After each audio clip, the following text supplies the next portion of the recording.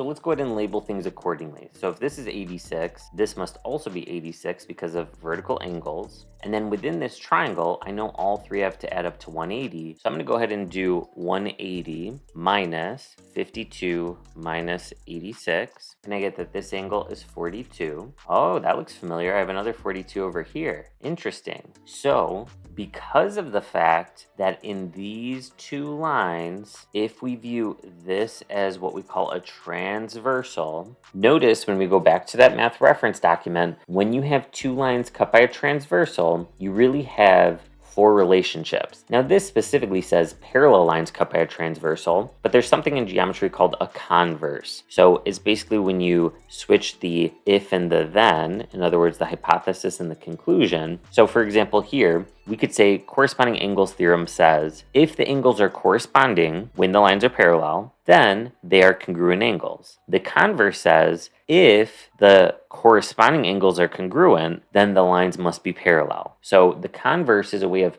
proving that the lines are parallel. Now the reason that's significant here is because I could see, oh, these are congruent angles and they're alternate interior because they're between the parallel lines and they're alternating. Then as a result, I know those lines must be parallel. And I see option B actually points that out. So even though at first I was kind of begrudgingly going to go through process of elimination, I think that something that's even better is just start working on what you know. So this kind of proves my triple T in real time. We don't need to look at the answer options right away. They can only confuse you 99% of the time. If you don't know what to do to get the final answer right away, do something. We just started labeling things, and it's amazing how it opens up parts of the problem. So we just answer B and move on to the next question.